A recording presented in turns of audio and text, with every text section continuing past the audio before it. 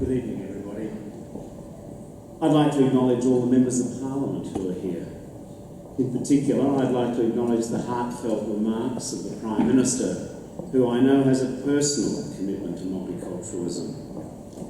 I also acknowledge the traditional owners of the land upon which we meet. I pay my respects to elders, both past and present.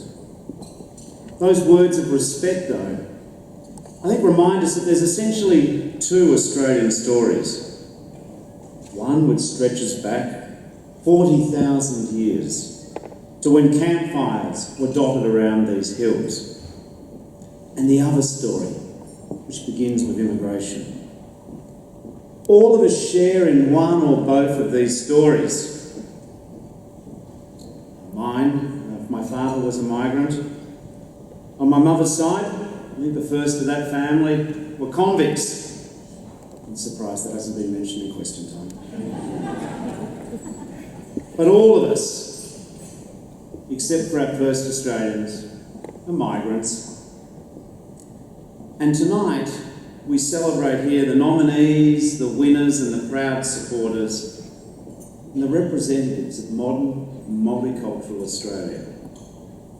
We celebrate the guests here tonight as community heroes, as role models, business leaders, educators, entrepreneurs.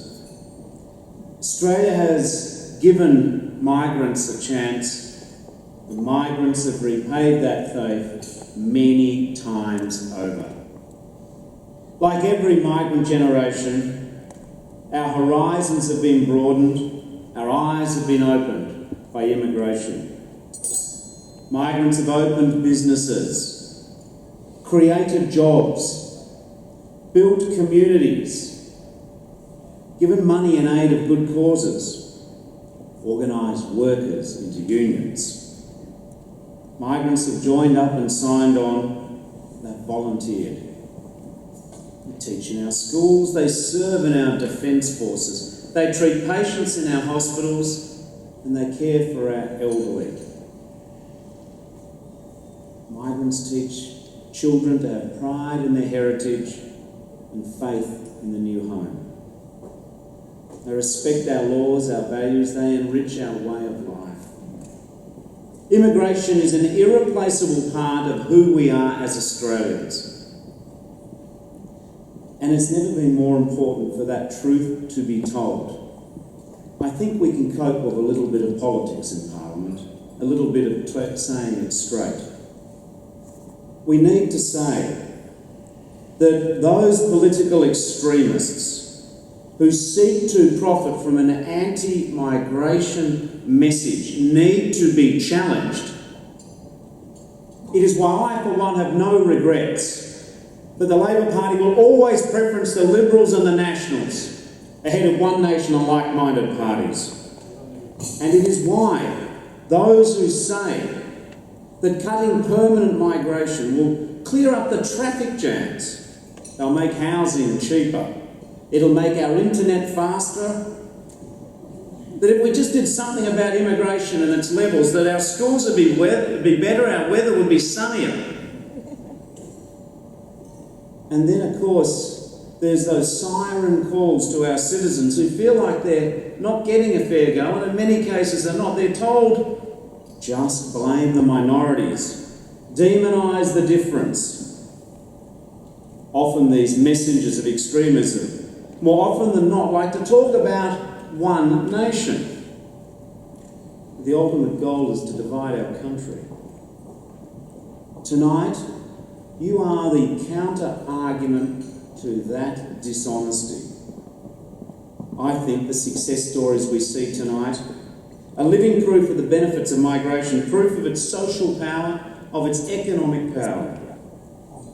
Migration boosts participation, it boosts population, it boosts productivity. It enhances and complements the skills of our workforce, adding new knowledge to our national understanding. In their first year of arrival, migrants contribute a net economic benefit of around $880 million. 10 years later, that same remarkable cohort will contribute around $2 billion to our national economy. Migrants are more likely to be self-employed and also to be employed. The workforce participation rate amongst new arrivals is nearly 15% higher than the national average. Let me be clear. I do not believe that migrants are bludgeoning on our dole queues. Instead, they're rolling up their sleeves. You're starting businesses, growing communities. And there's another economic asset that migration brings: language. I imperfectly studied Latin at school. I think the Prime Minister studied ancient Greek. We're a useful duo, if you want a motto translated. But because of migration, Australia has a workforce fluent in the language of every economic powerhouse in the world, great and small, current and emerging. It is vital for all of us to keep sharing this success story. It is vital for us, especially parliamentarians in positions of power, leaders in our community, to call out prejudice and discrimination wherever and whenever we see it. I'm a white man. Believe it or not, I'm approaching 50. I vividly remember my mum telling me that it was the early 1950s, the very late 1940s. She was knocked back from a job at a supermarket because they found out she was a Catholic. I'm in a luckier generation. I've never been the victim of discrimination based on the colour of my skin, the God I worship, what I believe in. I have never personally come face to face with racial prejudice directed at me. And by an overwhelming majority, neither have the people who are arguing that the Racial Discrimination Act needs to change. These are predominantly powerful and vocal, middle-aged men who think that this is all a thoroughly interesting philosophical discussion, that we need a call to arms because freedom of speech is under attack, normally by people who seem to have more access to speech than most of the rest of us. It is easy to denigrate a protection you never need. It is easy to dismiss a hurt that you'll never feel. But racism is not a theory for an Asian Australian student being heckled and abused on her way home on the train.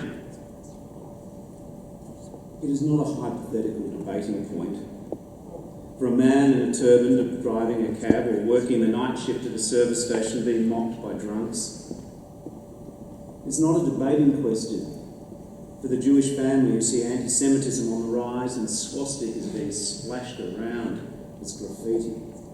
It is not an academic consideration for the child who comes home from the school in tears because of what some bully said about the colour of her skin or her funny name or her favourite lunch that her parents had packed for her. Prejudice hurts. Prejudice hurts people.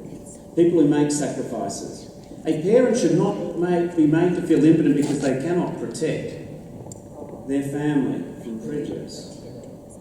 People who work hard, pay their taxes, they shouldn't have to wonder why their parliament is arguing whether or not it should be easier to insult, offend or humiliate, and then simply to be told that if you are harassed, well, that's different.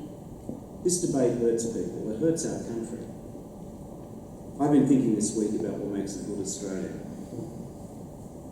It is not the number of generations that you've been here or where your ancestors come from. It is not your skin colour, your wealth, your postcode, your occupation, the God you believe in, or your gender. It is what is in your heart.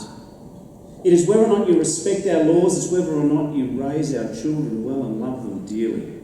It is the kindness you show in another's trouble, the courage you show in your own. It is whether or not you choose to stand up for minorities, for the less powerful, for the fair go all round. Like millions of migrants over the decades, like millions of Australians born here, Australians by choice, Australians by birth, are all good Australians. Australia is better for all of us. We honour you for migrant contribution. We celebrate immigration. We thank the millions of Australians who've had the courage to uproot and leave their homes and to share their stories and to join their stories with the Australian story. Thank you very much for inviting me tonight.